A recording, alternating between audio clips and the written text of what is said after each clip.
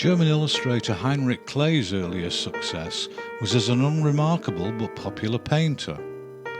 And a few years later, in the early 1890s, he gained a reputation for dramatic oil paintings of industrial scenes, and was in great demand from the large German engineering companies which proliferated as the 20th century grew closer. But in 1908, at the age of 45, Clay's work underwent a remarkable transformation. He abandoned the large canvases glorifying the brutal beauty of industry, which had made his reputation, and began creating decidedly strange, comic and occasionally erotic illustrations, mainly in pen and ink with washes of transparent colour. Whether by good luck or design, this new illustrative direction was warmly received by the magazines Simplicissimus and Jugend. Simplicissimus was known for its political content, but Clay's illustrations were for the most part gloriously frivolous and surreal, functioning as light comedic relief from more serious-minded contributions. As an arts magazine, Jugend had no particular political agenda, and Clay was frequently featured on its covers and pages, providing images with no other purpose than to delight and amuse the viewer. Clay's linear style was particularly energetic and descriptive, and it provided a remarkably expressive foundation over which he added gestural washes of colour.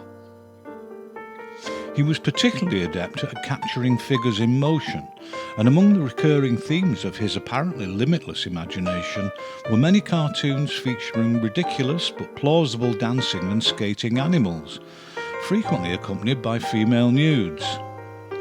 20 years later, Disney Studios hijacked these drawings, without the nudes of course, and without a credit, for the creation of the Dance of the Hours sequence in Fantasia.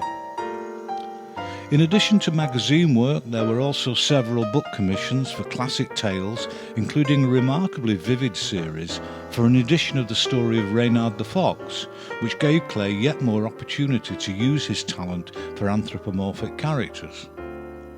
Although he carried on working into old age, Clay became less prolific and less in demand under the humorless Nazi regime, and he gradually faded from the public eye to the extent that nobody knows for certain the year he died. Henry Clive's real name was Henry O Hara, and he was raised in the Australian outback. As a young man, he sailed for America and made his way to Hollywood, where he picked up his new name and some minor acting roles in silent movies. While hanging around the film set, Clive frequently made drawings of his fellow cast members, particularly the young attractive females. Hollywood mogul Flo Ziegfeld happened to see some of Clive's sketches and was impressed enough to put him in touch with other movie people he thought might have use for his talent. And although entirely self-taught, before long Henry Clive was busy painting glamorous movie stars for promotional campaigns and quite a few posters, including Rudolph Valentino's blockbuster The Sheikh. But it was his cover work for popular magazines which ultimately made Clive's reputation, and he worked for any number of them in this period. Smart Set featured his vivid soft portraits of pretty women on many of their covers for quite a few years, and his professional relationship with American Weekly lasted for a remarkable 3 decades. For most of his illustration, Clive worked with pastels, a medium renowned for its saturated colour and the softest tonal transitions. But he was just as comfortable with oils, which he also used on occasion. His status as Hollywood's favourite illustrator also attracted advertising work, most notably a long-running series of press ads for the Vivaudu cosmetics range. Clive had become almost as famous as those he painted, and created several oil-painted murals with racy sexual themes for the walls of the exclusive bars and clubs they all frequented. Although he gradually fell out of favour in the post-war years, Clive carried on creating his intensely coloured, dreamy images of the glamorous women of Hollywood, where he had lived and worked, and eventually died at the age of 78. Not only was British illustrator Anne Harriet Fish talented, but she was also witty, individualistic, and in her lifetime very successful. And now, of course, she's virtually forgotten. Fish was born in Bristol but moved with her family to London, and as a young woman she took lessons from the highly successful illustrator John Hassell. Hassell was so impressed by what his young student was capable of, he used his considerable influence to get her started with some publishing commissions. Her debut was a series of monochrome cartoons for Stephen Leacock's humorous book Behind the Beyond in 1913. But her biggest early success was with her charming comic illustrations for The Letters of Eve, which enjoyed a very popular 6-year run in the Tatler magazine, starting in 1914.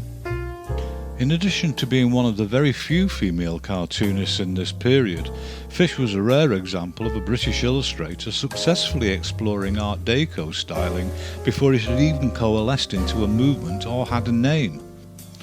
All her monochrome illustration was created with great precision in pen and ink, and when working in colour she painted with gouache, usually applied flat and opaque.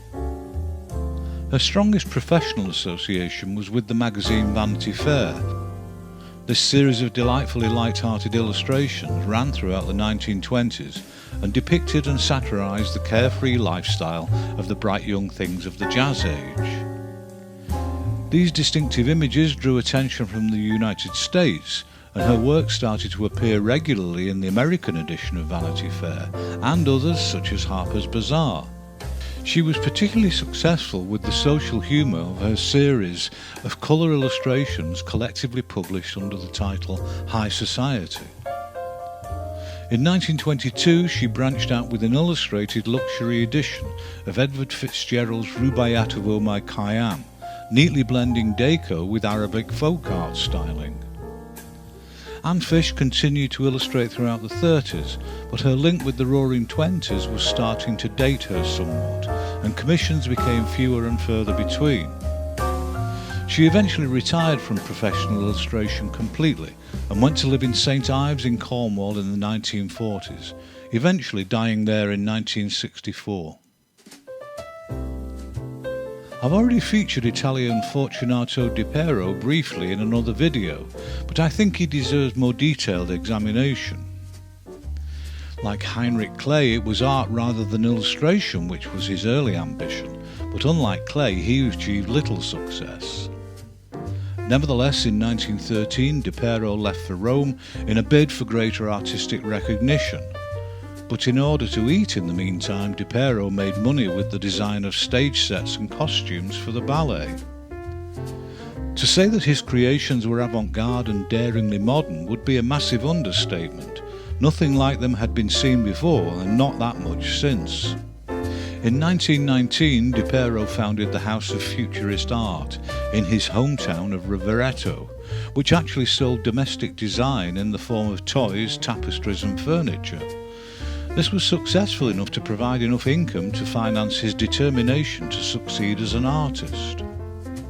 In 1928, Depero moved to New York City and became very popular in sophisticated circles, creating more costumes for stage productions and designing covers for magazines, most notably a daringly abstracted series for Vanity Fair. These covers were again a radical departure from anything previously seen in the States, but the elite readership were delighted with their extreme styling, which blended Art Deco with tribal art. In 1930 he returned to Italy and continued to bask in his success in all his creative pursuits, and by now he had become what he had originally aspired to be, arguably the most prominent and admired futurist artist in Italy. And predictably his high profile attracted advertising work. He had several prominent clients, but it was his enduring relationship with Campari which was most strongly linked to his distinctive visual aesthetic. Depero was given almost free rein in terms of the imagery he used, and he gleefully took the opportunity to create daringly abstract, enigmatic images which, despite their radical nature, proved to be a successful campaign. Not much is known about his working methods, but this sketch for the Campari campaign shows that despite the mechanical nature of his final artwork, Depero relied on fairly advanced sketching to inform the final design. I can find no information about what medium he used for his flat colour work, but gouache applied flat would be my best guess. In the 30s he also produced a lot of work for the magazine La Rivista, which had been established in 1914 by Benito Mussolini, who of course went on to become Italy's fascist dictator. And when Mussolini was later overthrown and killed in 1943, Depero found himself out in the cold because of his links with Mussolini, La Rivista and fascism in general. In 1947 he returned to New York, but he found the reception there just as chilly. So in 1949 Depero finally returned to Rovereto, the place of his birth, and a year later the place of his death at the age of 68. Earl Hurst was an illustrator who bridged the worlds of cartoon and representation with perfect balance. He was born in New York, and with only a few night classes in art and a strong innate talent, Hurst landed a well-paid job as an art director at a direct mail house, but he quickly became creatively frustrated there.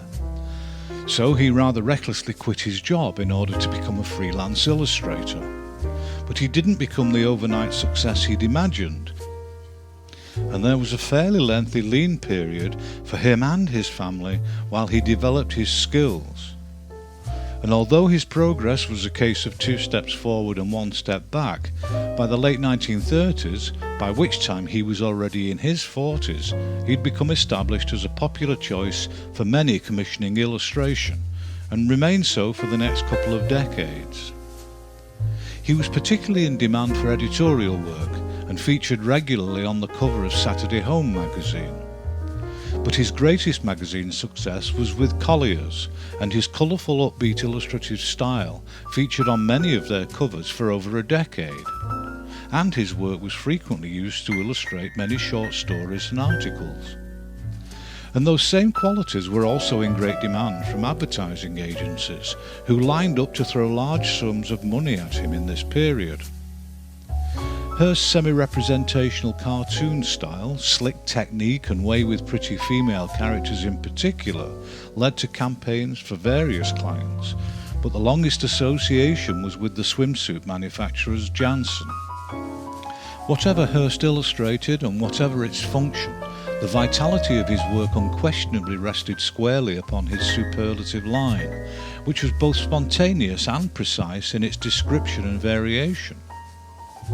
Hurst's method was to begin with several small variations on a theme, and then choose one which would be scaled up, an artwork created in black ink with transparent, loosely applied coloured ink washes.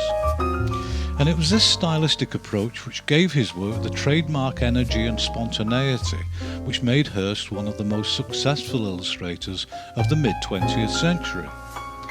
His good-natured modernistic illustrations continued to be in demand, with magazines and ads right up to his death at the age of only 63 in 1958.